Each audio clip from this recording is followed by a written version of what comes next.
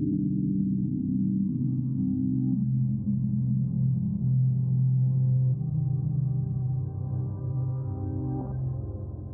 Cam fam, welcome back and welcome to Keeping Up with Cam. If you're new here, thank you so much for tuning into our channel. And if you're a returning subby, thank you so much for coming back. Today we have a Toddler Boy Hairstyle video number 94, and that is going to be a wash and go. So we're going to start off on freshly washed hair. We're going to go in with our curl piece, hair and scalp butter. This is heat activated, so the more that you move it around in your hands, it's going to melt.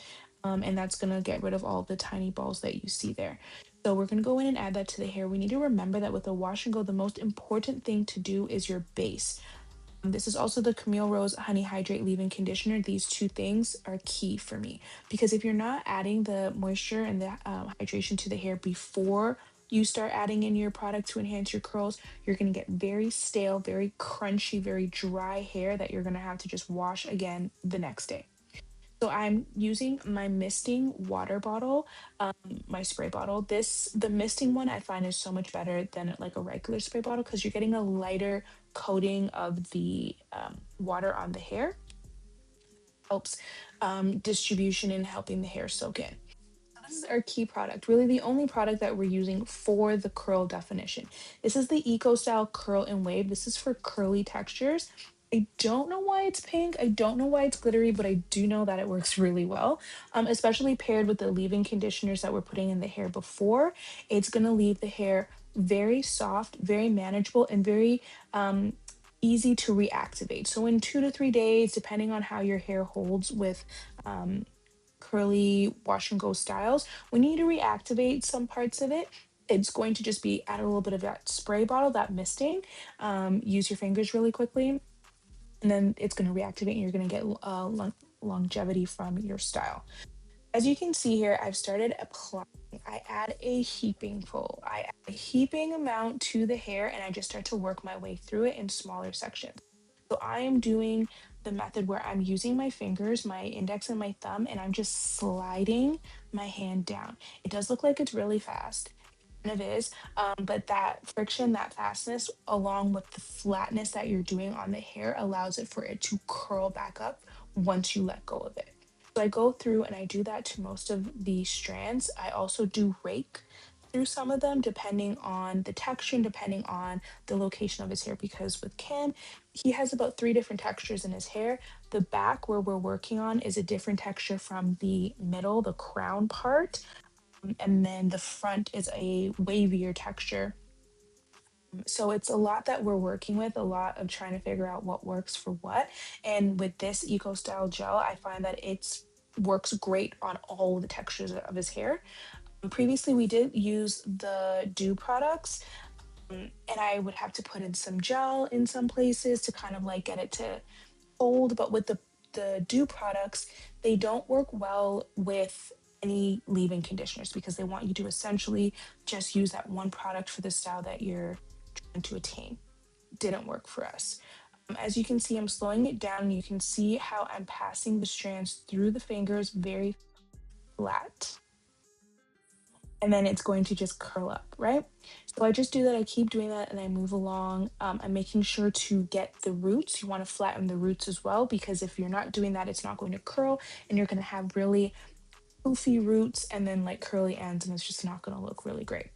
I do also use a brush. I'm using like a Denman Brush dupe. You can feel free to use one of those, or you can use the real Denman Brush, whatever works for you. I find that this style of brush is what works best for activating the curls when you put in the product and getting that real definition from a wash and go. I will list all the products that I use in the description as usual, just in case if you want to get your hands on them as well. But they will be there if you do want to see.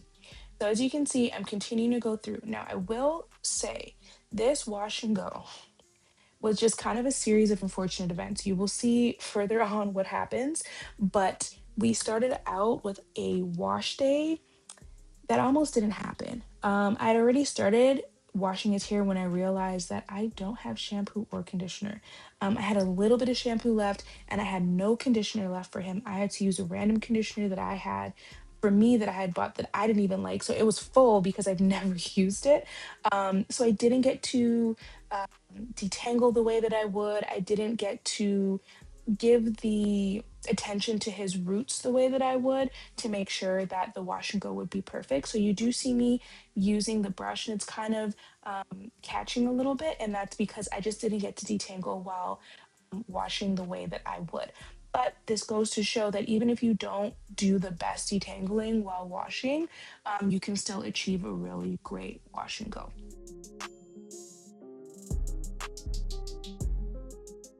As you can see, when I do go in with a brush, I like to start with the ends of the hair first and work my way up through the mid shaft and to the roots. You want to make sure that everything is detangled, everything is easy to work through, because if not, you're not going to get that definition. You're not going to get that product saturating the hair properly, and it's not going to come out the way that you would like it. So we're going in. Again, it will be easier if the detangling happens in the shower, but it's easy to work with either way. So once I detangled my section, I'm then going to break that section up into smaller pieces. As you can see, I'm going in using my fingers, my thumb, and my index, or really my whole hand, kind of just upped over each section. And that is going to add that friction and that tension, and that's going to accentuate the curl. So you can do it that way. You can do it by taking your brush and twisting it towards you as you go down the hair towards the end. So you're bringing that brush head towards you, and that's going to also give that curl to the hair as you're applying the product. So I like to work in smaller sections as I go, because that way I can add the product to that section and then work with it without it drying out. As you can see, I add a lot of water to his hair. That's because he has low porosity hair. The water, like this was freshly washed hair, and as you can see, the top part that is in the bun, dry, as if his hair had not been washed at all. But his hair just repels water, essentially. So we have to keep adding water. But even if your hair isn't low porosity, even if it handles water well, you want to make sure that each section that you're working on is really saturated with water as you're working on it, because that's what's going to allow for the product, the gel, or the mousse, whatever you're deciding to use, for it to adhere to your curls and let it activate. If you're not doing that, if it's dry, you're not going to get a great turnout. You're not going to get great definition, and it's kind of going to be a waste of time. If you're starting a wash and go and you realize, ooh, I barely have any product left, I would suggest waiting, either going and buying some more before you start or doing the wash and go for another day. Because if you don't have enough product, the style is not going to work out and you're going to have wasted your time. And we don't want that.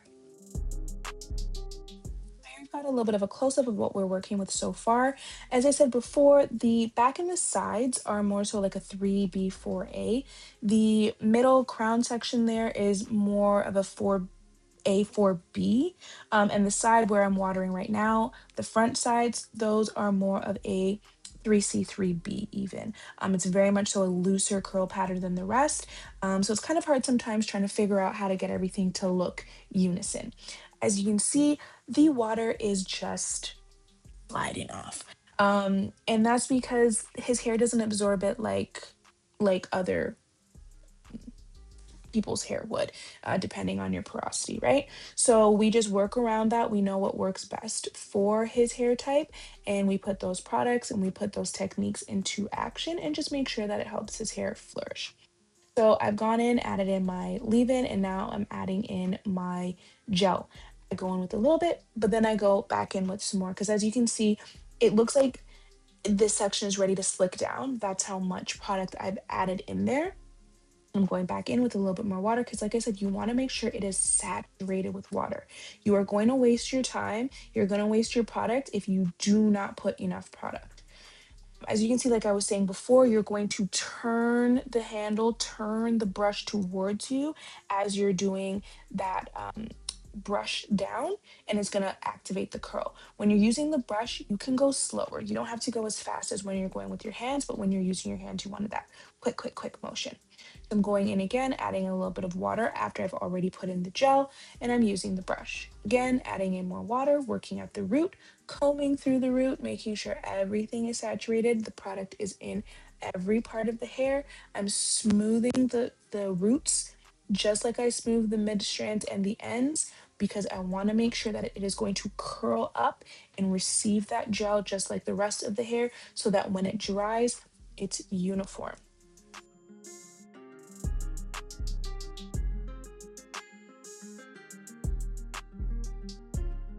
Alright, so basically we're done. I'm just kind of going through to make sure that I got all the pieces. As you can see, there's a little bit there that hasn't been done, so I'm going over them. You want to make sure that everything is saturated with gel properly, or mousse, whatever that you're using, and comb through and brush through properly, because if not, you're gonna have pieces with definition, pieces without. And when you're trying to get the style to last many days, you're gonna have sections that are poofy, and you're gonna have a lot of maintenance on it, especially if the curl pattern is tighter or looser in certain places. The looser sections are going to poof up a lot quicker than the other sections that hold the definition. So you want to make sure that you're doing all the work here, so it's a little bit easier on the back end for you. So I did rush a little bit, so it wasn't all the pieces because we were heading out, but I just wanted to make sure that I did as much as I could. As you see, I'm going to turn him around a little bit. This was done on a freshly taken out head of hair from Braid. So you can see that very defined middle part, which I don't like when his hair is curly. And I'm just like kind of covering it up a little bit.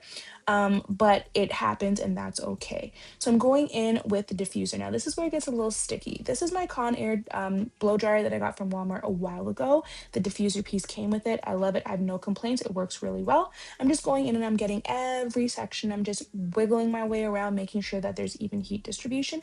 Please make sure you use a type of heat protectant if you can, because we are adding heat here, right? We want to protect the hair and the curls. So I'm going, and then a tragedy strikes because my fuse blew. So my I don't know what I did, but I ended up blowing the fuse and the blow dryer stopped working. And because we were leaving, I didn't have time to start it over. So he kind of just let this air dry. It did come out well. This is our final product, but it would have been a lot more defined if I was able to finish with the diffuser. So either way you go about it, it's going to turn out great. This is our finished product. I will do an updated video on how to refresh the hair come day 2, day 3, day 4. Questions, comments, concerns, leave them down in the comment section below. We absolutely love talking to you guys and we've missed hearing from you. You can see us on all of our socials. Our handle is at Keeping Up with Cam. Please make sure you like, subscribe if you have not already, thumbs up this video, and share it with your friends and family so they're aware of our videos and our channel. And we will see you guys in the next one.